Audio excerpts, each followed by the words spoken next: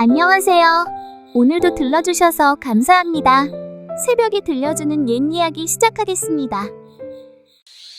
한낮의 볕이 대청마루를 따갑게 덮고 있을 무렵 홍시댁 마루에는 정씨 부인과 그녀의 두 딸 홍녀와 홍순이 입씨름을 벌이고 있었다. 언니, 저녁엔 뭘 드실라요? 오늘따라 날도 푹푹 찌고 시원한 게 당겨온데. 점심 먹은 지가 얼마나 됐다고 벌써 저녁 걱정이냐?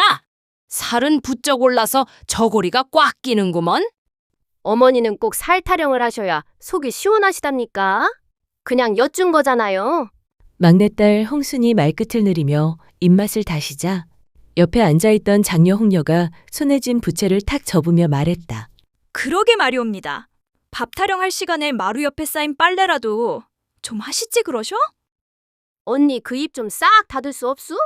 맞이라고 맨날 입만 살아선. 아이고야, 말들 좀 그만 혀라. 남자 하나 없는 집안이 어찌 이리도 시끄럽냐? 장터가 따로 없구먼. 셋이 티격태격하고 있던 그때였다. 멀리서 말발굽 소리가 들려왔다. 어? 저거 말소리 아닌가? 홍순이 고개를 들고 말했다. 잠시 후 대문한 먼지바람 속에서 말 한 마리가 느릿하게 걸어 들어오고 등에 올라탄 사내의 얼굴이 눈에 들어왔다. 어머, 홍식이다. 정씨 부인이 먼저 자리에서 벌떡 일어났다. 어머머, 제가 왜 갑자기... 성균관에서 일한다던 둘째 아들 홍식이었다. 과거에 급제에 한양으로 올라간 뒤 편지 한 장 없던 그가 느닷없이 어떤 여인 하나를 말에 태워 고향에 내려온 것이다. 여인이 말에서 내려서자 정씨 부인의 눈썹이 파르르 떨렸다. 아니, 근데 이 여자는 누구냐? 부인의 목소리는 놀람과 불안이 뒤섞여 떨리고 있었다. 홍식은 말없이 여인의 손을 붙잡아 내려주더니 마루 아래에 바르게 서서 고개를 숙였다. 다녀왔습니다, 어머니. 이 사람은 한양약방 주인댁 따님입니다. 제가 겨울 내 기침이 잦아 자주 들르다 보니 정이 들었고 혼인하기로 하여 이리 데리고 왔습니다. 그 말이 떨어지자 여인이 고개를 곱게 숙이며 말했다. 처음 뵙겠사옵니다. 배영자라 하옵니다. 앞으로 한 지붕 아래 식구가 될 테니 잘 부탁드려요, 어머님. 말투는 공손했으나 웃음은 묘하게 능청스러웠다. 정씨 부인은 굳은 채 서 있었다. 그때 홍녀가 확신에 찬 얼굴로 말했다. 엄니, 저 여자 배가 앞만 봐도 이상한디요? 홍순이 고개를 빼꼼 내밀더니 바로 받았다. 나만 그런 줄 알았는데 언니 말이 맞는 것 같아. 혹시 저것들이 혼례도 안 하고 애부터 가진 거 아니야? 정씨 부인의 입에서 거의 비명 같은 외침이 터졌다. 홍씨가 너 참말이냐? 진짜 저 아가씨 뱃속에 있는 게 네 자식이란 말이냐? 잠시 고개를 숙였던 홍식이 그제야 또렷이 입을 열었다. 예, 그러하옵니다, 어머님. 미리 아뢰지 못해 송구하옵니다. 그 순간 정씨 부인의 이마에 핏줄이 불끈 서며 외침이 터졌다. 이게 대체 무슨 꼴이냐? 과거까지 붙은 놈이 글 공부는 허투루 했는지 말도 없이 계집 하나 끌고 오질 않나? 허다못해 애까지 만들어 왔단 말이냐? 저승에 계신 너희 아버지가 이 꼴 보시면 관속 뚜껑 열고 뛰쳐나오겠다. 아이고, 이 집안 꼴 참말로 잘 돌아간다? 아주 그냥! 그 모든 소리에도 불구하고 영자는 눈 하나 깜짝하지 않았다. 오히려 마루를 올려다보며 입꼬리를 슬쩍 올리더니 천연덕스럽게 한마디를 툭 던졌다. 어머님, 제가 우리 서방님 쏙 빼닮은 아기 하나 곱디곱게 낳아드릴 테니 걱정은 접어두시지요. 며느리의 손주까지 들어왔으니 이보다 더 큰 경사가 또 어디 있겠사옵니까? 그 순간 마당의 공기가 싹 식었다. 말끝에 시이 굳는 영자의 표정에 정씨 부인의 얼굴이 사색이 되었다. 아니, 부끄러운 줄 모르고 감히 어디서 입을 놀려? 이런 뻔뻔한 처자를 봤나? 하지만 그 와중에도 영자는 태연하게 배를 쓰다듬었다. 그리고는 느긋하게 대청마루에 올라 다리를 예쁘게 모으고 털썩 앉았다. 어머님, 배가 좀 퍼하옵니다. 죄송하오나 혹 입에 넣을 만한 것 좀 내주실 수 있겠사옵니까? 아, 그리고 뱃속에 아기도 있어 양은 넉넉히 부탁드리옵니다. 그 말에 마루 위 셋은 동시에 눈이 휘둥그레졌다. 아니, 저 계집이 지금 나더러 밥 차려오라는 게냐? 세상에, 배는 불러서 낼름낼름 들어오더니 밥은 또 챙겨 잡수시겠단 말이야? 저걸 그냥 쟁반째 들고 화! 영자는 그 말까지 다 듣고도 배를 토닥이며 해맑게 웃었다. 홍려와 홍수는 서로 눈을 마주치더니 입술을 꾹 깨물며 속삭였다. 언니, 이 집 진짜 조용할 날 없겠구먼. 저거 보통 아니겠어. 그날 이후 홍씨 집은 조용할 날이 없었다. 다음 날 새벽닭도 울기 전 안채 부엌에서 소리가 났다. 정씨 부인은 이불을 들치며 눈살을 찌푸렸다. 어메, 이 시간에 무슨 소란이야? 부엌으로 나가보니 영자가 저고리 소매를 걷어붙이고 뭔가를 뚝딱뚝딱 만들고 있었다. 솥뚜껑에선 김이 모락모락 피어오르고 도마 위에선 뭔가가 썰리고 있었다. 꼭두 새벽부터 뭐 하는 짓이냐? 영자는 고개를 빙 돌아 웃으며 말했다. 아침상 차리고 있사옵니다, 어머님. 다들 입맛이 없다 하시니 기운 나는 거 한 상 차려야지요. 정씨 부인은 말은 안 했지만 인상을 잔뜩 구기고 있었다. 어머나, 요것 좀 보게? 들어온 돌이 굴러온 돌을 밀어내는 꼴이로구먼. 겨우 어제 들어와 놓고 이튿날 새벽부터 부엌을 차지하질 않나? 안주인 행세를 벌써부터 할 줄이야.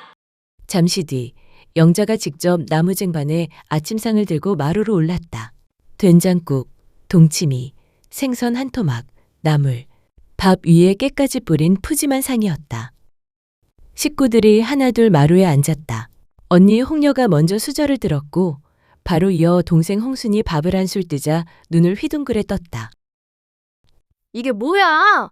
밥이 왜 이리 짜? 밥에다 소금을 퍼부은 거야, 뭐야? 그 옆에 있던 홍려가 한 입 더 넣더니 뚱한 표정으로 말했다. 뭔 말이여? 밥이 고슬고슬하니 잘만 됐구만. 네 입이 어찌 된 거 아니여? 홍순이 수저를 내려놓고 영자를 째려보며 소리쳤다. 저기, 내 밥에만 소금 친 거예요, 뭐유? 왜 밥이 이리 짜냐 말이냐고요? 영자는 놀란 척하며 손을 모아 고개를 숙였다. 어머, 어쩌죠? 사실 바쁘다가 소금장이 쏟아졌는데 아가씨 밥에 들어갔나 봐요. 근데 아가씨, 몸집이 불어나실 때는 아침은 건너뛰시는 게 낫지 않겠사와요? 봉수는 영자의 말에 화를 삼키듯 입술을 앙다물며 부들부들 떨었다.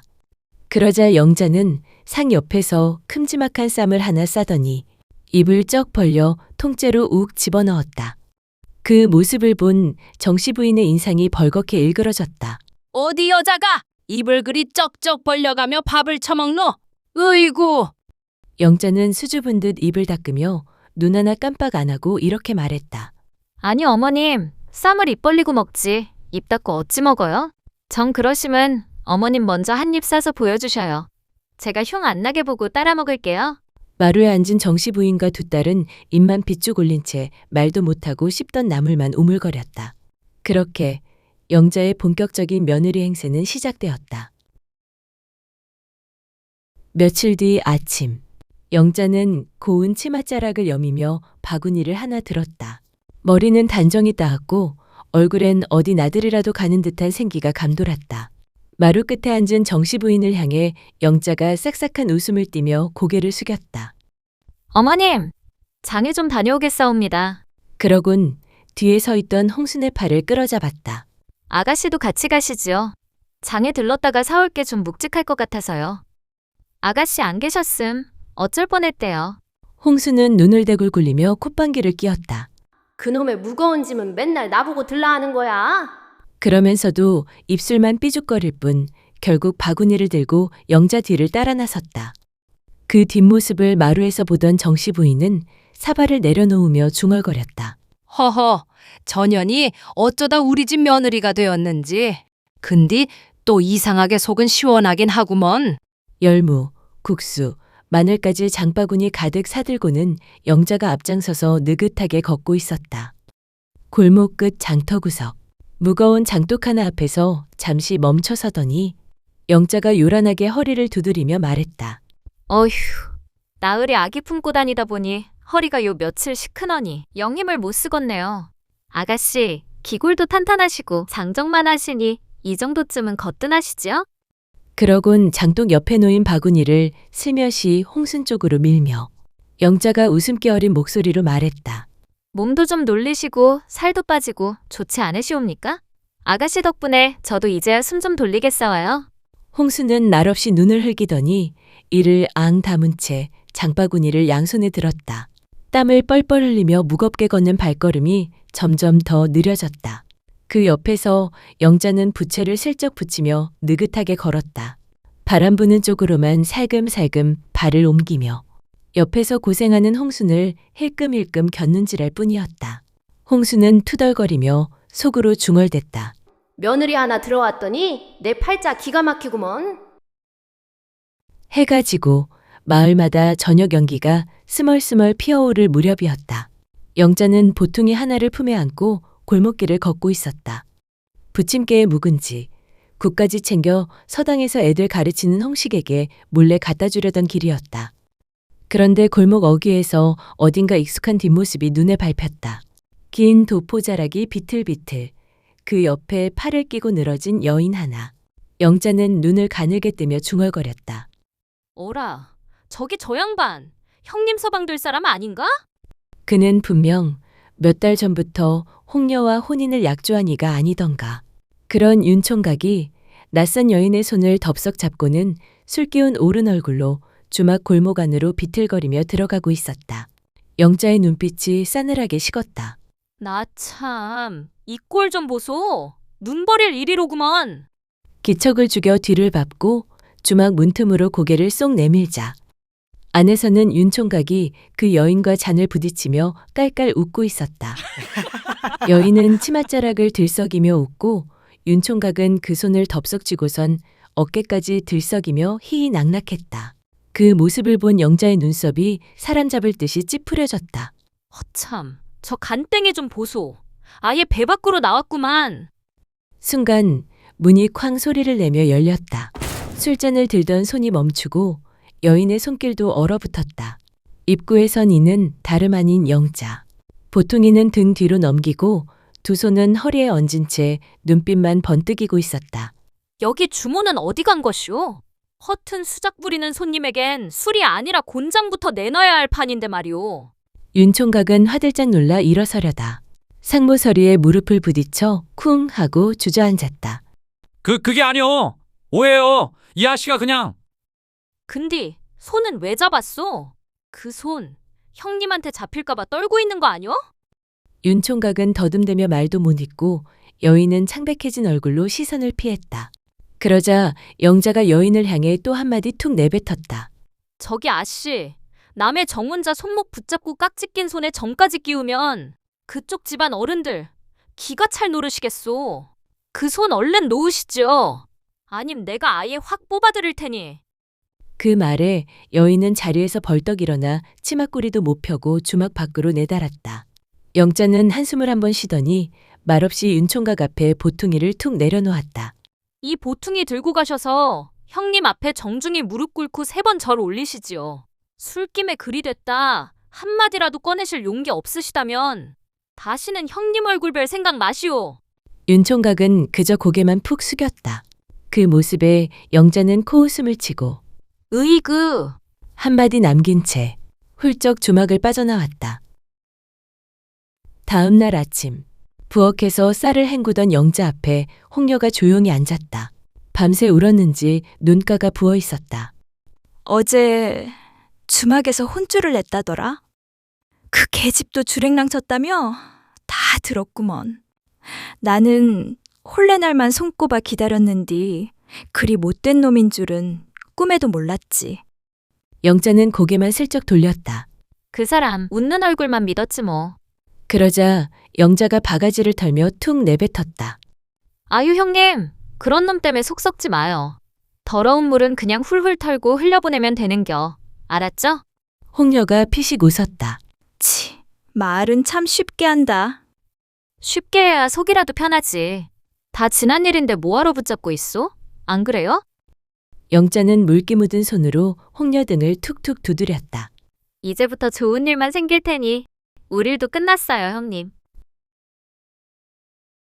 어느 날 오후 부엌에서 생강을 다지던 영자는 대문 열리는 소리에 고개를 들었다.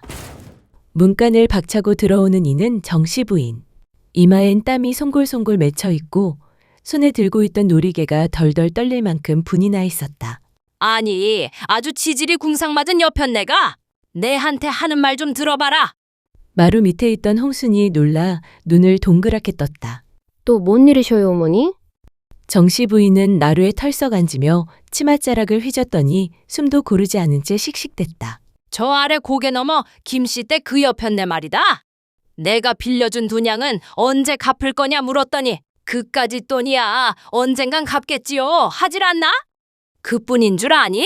며느리 하나 잘못 들여 집안 꼴이 말이 아니더라. 내 눈앞에서 그딴 소리를 하는 거다. 정씨 부인의 콧잔등이 시뻘겋게 달아올랐다. 아무래도 마을서 평소 얄밉기로 이름난 김씨댁 여편네에게 단단히 한 소리 들은 눈치였다. 그 말을 듣던 영자는 입을 꾹 다물더니 조용히 말했다. 어머님, 속상하셨죠? 잠시 나갔다 오겠사옵니다. 그리고는 말없이 앞치마를 툭툭 털고 일어섰다. 잠시 후 김씨댁 앞. 영자는 조용히 대문을 열고 들어서더니 느긋하게 앉아 찻잔을 들고 있던 김씨댁 여인을 향해 허리 숙여 인사했다. 배영자라 하옵니다. 홍씨댁 며느리이지요. 김씨댁 여인은 입꼬리를 빗돌게 올렸다. 어머, 요즘 소문 자자한 그 며느리 아닌가? 아기까지 품고 들어온 그 용한 아가씨? 근데 여긴 웬일이래? 영자는 빙긋 웃으며 대답했다. 그 소문 아직 시작도 안 했는데 말이지요. 그리고는 똑바로 그녀를 바라보며 목소리를 조금 낮췄다. 그런데 말이지요. 우리 어머님한테는 말 한마디 좀 곱게 해주셔야 합니다. 김씨댁 여인이 눈을 치켜뜨자 영자는 발걸음을 한 걸음 더 가까이 내디뎠다. 두냥, 언젠간 갚겠다 하셨죠? 그 언젠가가 바로 오늘입니다. 그리고 말 한마디로 사람 속 긁으시는 버릇. 여기서 깔끔히 끝내셔야지요. 영자의 미소는 단정했고 눈빛은 날이 섰다. 김씨댁 여인은 날문이 턱 막혀 더는 아무 말도 하지 못하고 찻잔만 덜덜 흔들었다. 저녁 무렵 영자가 고운 보자기 하나를 들고 집에 들어섰다. 그 안엔 두냥짜리 은전 2개와 김씨댁에서 내어준 엿 한 토막이 들어있었다. 어머님, 여기 돈 받으셔요. 그리고 이건 그 댁에서 드리라고 하더이다. 정씨 부인은 어리둥절한 얼굴로 그것을 받아들며 중얼거렸다. 아니, 너는 또 뭔 수로? 영자는 빙그레 웃으며 말했다. 말은 혀로만 하는 게 아니죠. 정씨 부인은 엿을 내려다보다가 문득 아무 말 없이 피식 웃고 말았다. 감나무 그늘 아래 홍순과 영자는 장바구니를 내려놓고 잠시 숨을 고르고 있었다. 아가씨, 오늘 참 고생 많으셨어요. 영자는 땀에 젖은 이마를 쓱 문지르며 웃었고 홍수는 무심한 척 입을 삐죽 내밀며 말했다. 누가 보면 내가 천냥 빚진 줄 알겠소? 아침마다 장에 끌려가긴 처음이여. 그러면서도 어딘가 부쩍 부드러워진 말투였다. 정씨 부인 역시 예전처럼 날선말을 곧잘 꺼내지는 않았다. 그렇게 영자는 며느리라는 이름보다 먼저 식구가 되어가고 있었다. 그날도 평범한 오후였다. 영자는 우물가 옆에 쪼그려 앉더니 문득 배를 움켜쥐며 몸을 웅크렸다. 숨소리가 달라졌다. 홍순이 바로 옆에서 물을 뜨고 있다가 돌아봤다. 아니, 왜 그러셔요? 어디 편찮으셔요? 영자는 이마를 짚으며 몸을 앞으로 기울였다. 아가씨, 나 배가 당기고 뭉치고 이거 오는 것 같아요. 홍순의 눈이 커졌다. 어머, 애기 나오려는 거 아니에요? 그런 것 같아. 허리, 아랫배가 끊어질 것만 같아. 더 말도 못 잇고 영자는 옆으로 휘청 쓰러졌다. 아이고, 이거 큰일 났네. 홍수는 겁에 질린 채 집을 향해 미친 듯이 뛰었다. 언니, 형님이요. 형님이 아기 나오려나 봐요.